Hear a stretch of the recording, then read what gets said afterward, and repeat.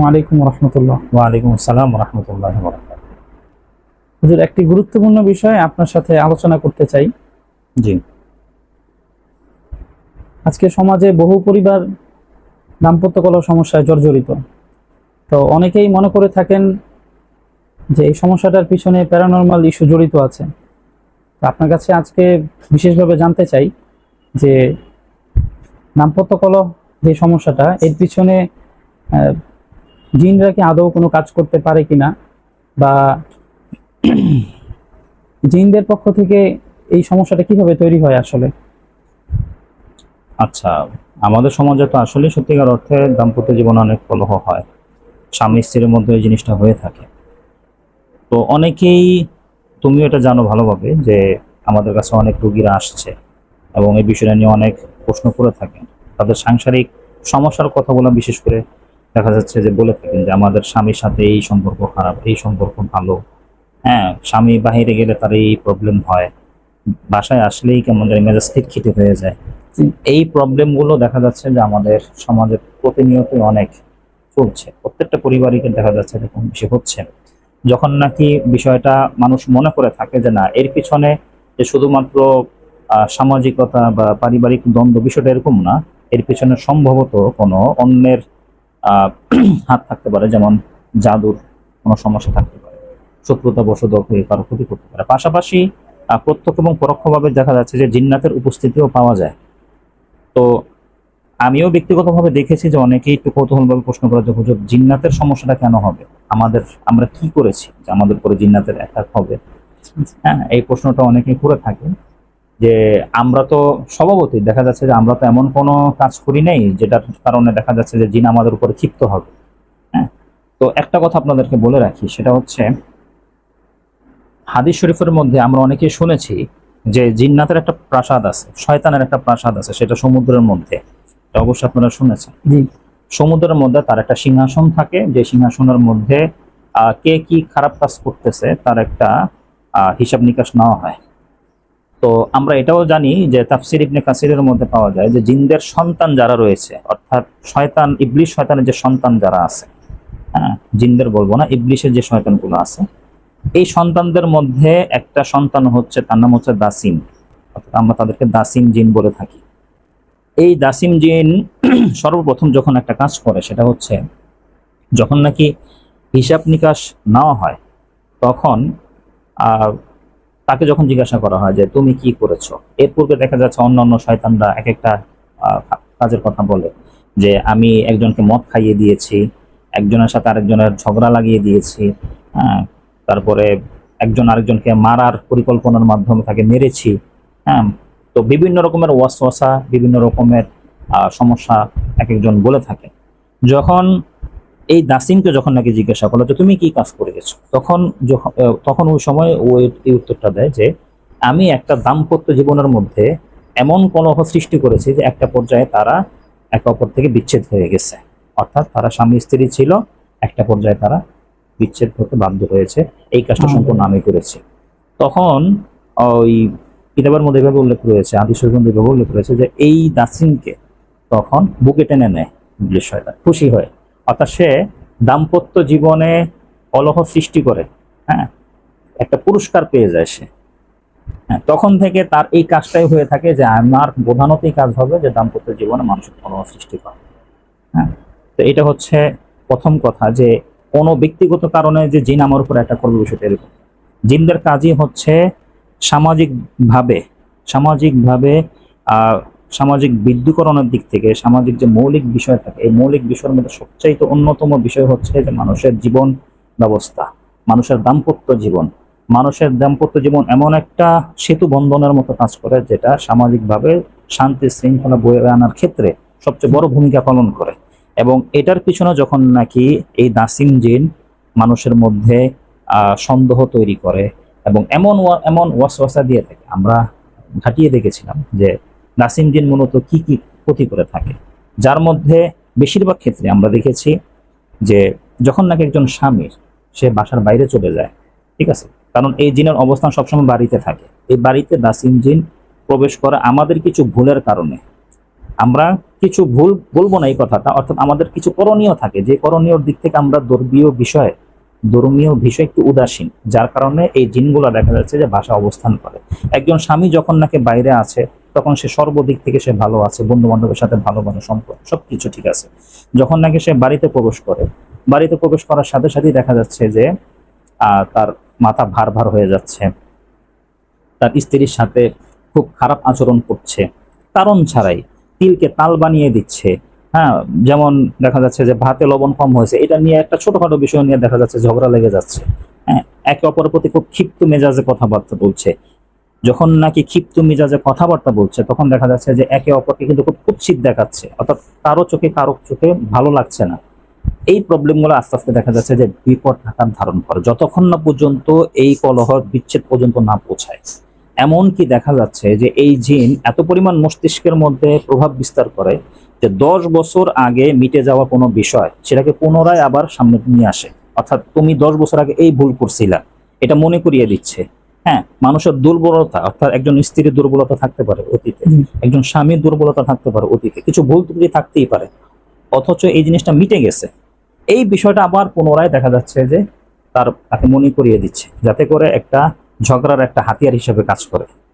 তো এই প্রবলেমগুলোও পর্যন্ত একটা দাসিন জিন করে থাকে। তো এর থেকে আমরা আরো অনেক নানা রকমের কৌশল আমরা দেখতে পাই। এটা যত বেশি আমরা যখন নাকি রোগীদের সাথে কথা বলি তত বেশি এই বিষয়টা নিয়ে আমরা আরো পরিষ্কার হই যে হ্যাঁ, তাদের কৌশল প্রতিনিয়তই দেখা যাচ্ছে যে পাল্টাচ্ছে। এমনকি তারা, এটাও সত্য কথা যে দাম্পত্য জীবনে কলহের পিছনে অন্যতম ওয়াসওয়াসা হচ্ছে শারীরিক দূরত্ব। অর্থাৎ শারীরিক দূরত্বের মধ্যে তারা এমন একটা জাদু তারা করে থাকে, যে জাদুর মাধ্যমে দেখা যাচ্ছে যে তাদের শারীরিক সম্পর্কটা তেমন একটা হয় না।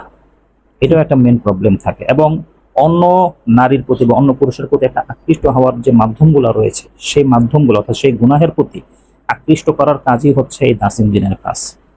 আমাদের মনস্তাত্ত্বিক যুদ্ধটা অ্যাকচুয়ালি আমরা করতে পারি না বলেই দেখা যাচ্ছে যে আমরা এই জিনের ওয়াসওয়াসাতে আমরা আক্রান্ত হয়ে যাই।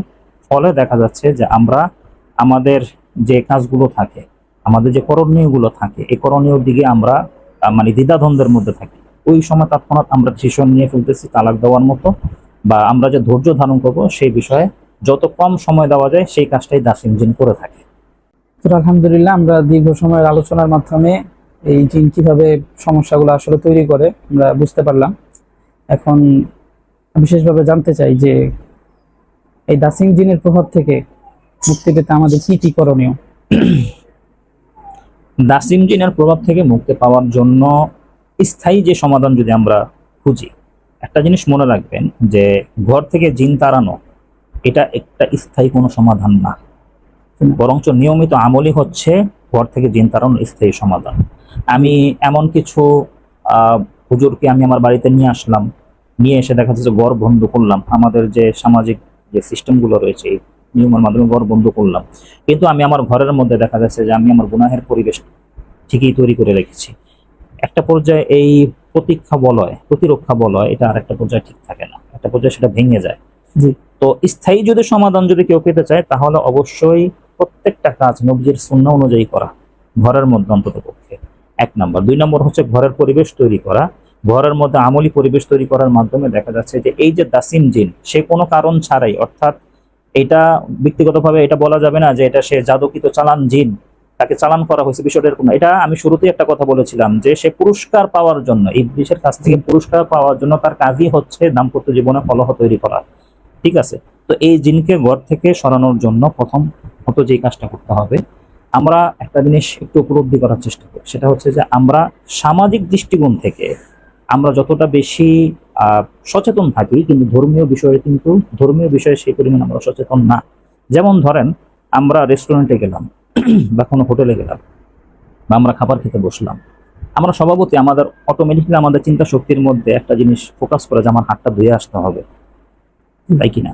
কারণ আমরা এটা মনে করি যে এটা একটা পবিত্রতার বিষয়, একটা পরিষ্কারের একটা বিষয়, হাতের মধ্যে জীবাণু থাকতে পারে। এই যে আমাদের সামাজিক সচেতনতা, যে আমরা খাবার খাওয়ার আগে আমরা উঠে যাচ্ছি, বেসিংয়ে চলে আমার হাতটা আমি ধুচ্ছি। এই যে 100 জনের মধ্যে 100 জন মানুষই দেখা যাচ্ছে হাত ধুচ্ছে, হাত ধোয়ার পরে সে খাবার খেতে বসলো, কিন্তু কয়টা মানুষ, সেই 100 জনের মধ্যে কয়টা মানুষ বিসমিল্লাহ বলে খাবার শুরু করলো? খুবই অবহেলা হয় এই বিষয়ে। এই বিষয়ে অবশ্যই আমাদের অবহেলাটা চোখে পড়ার মতো। আমরা এই দিক থেকে যেমন সচেতন, কিন্তু আমরা যে বিসমিল্লাহ বলে আমাদের খাবারটা খেতে হবে এই বিষয়ে আমরা তেমন একটা সচেতন না।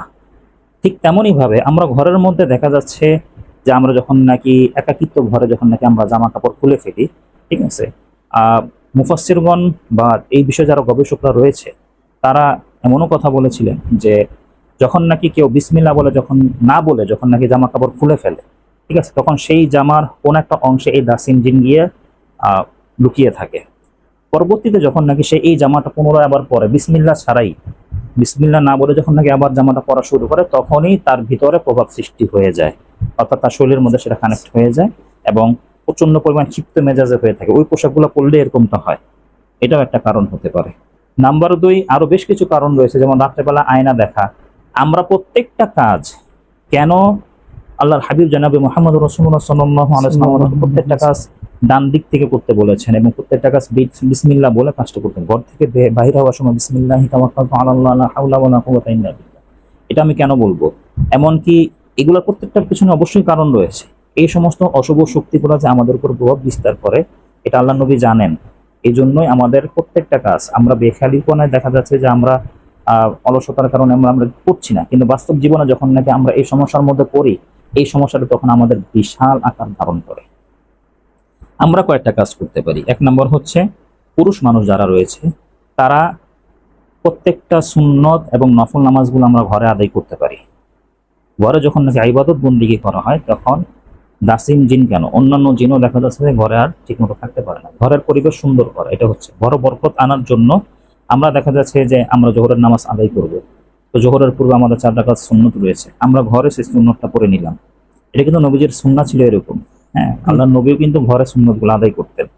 আমরা ঘরে 4 রাকাত সুন্নাহ আদায় করে আমরা মসজিদে গিয়ে ফরজ নামাজ আদায় করলাম এবং পরবর্তীতে সুন্নত নামাজ আদায় করে আবার বাসায় ফিরলাম। বাসায় যখন নাকি আমি ফিরবো, দরজা খোলার সাথে সাথে আমি আসসালামু আলাইকুম ওয়া রাহমাতুল্লাহ বলে আমি ঘরে প্রবেশ করবো। যে কোনো ঘরে আমি প্রবেশ করি, হ্যাঁ, আমার স্ত্রীর সাথে আমি ভালো আচরণ করার চেষ্টা করব। ক্ষমা করে দেওয়ার মতো কিছু মনস্তাত্ত্বিক চিন্তাধারা সবসময় আমার অন্তরের মধ্যে পোষণ করে রাখবো, ঠিক আছে।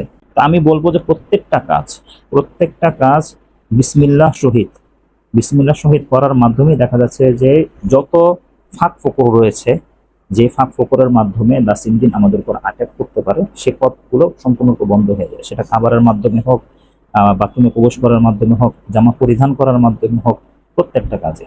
নাম্বার 3 সর্বশেষ হচ্ছে যে ঘরের মধ্যে আমলি পরিবেশ তৈরি করব কিভাবে? 1 নম্বর হচ্ছে প্রত্যেকটা সুন্নাহ এবং নফল নামাজগুলো আমি ঘরে আদায় করব। ঘরে আদায় করে তারপর ফরজ নামাজ পড়ার জন্য আমি মসজিদে গিয়ে নামাজটা আদায় করব।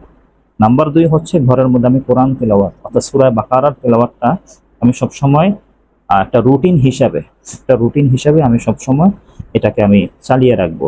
অর্থাৎ আমি যদি প্রতিদিন নিয়ত করি যে আমি প্রতিদিন আধা ঘন্টা আমি সূরা বাকারার তেলাওয়াত চালিয়ে রাখবো, এবং এটা শুধু চালিয়ে রাখবো না, বরঞ্চ কোরআনের আদব হচ্ছে যে কোরআন তেলাওয়াত যখন হয় সেটা খুব আজবত এবং মহব্বতের সহিত এই কোরআন তেলাওয়াতটাকে শোনা।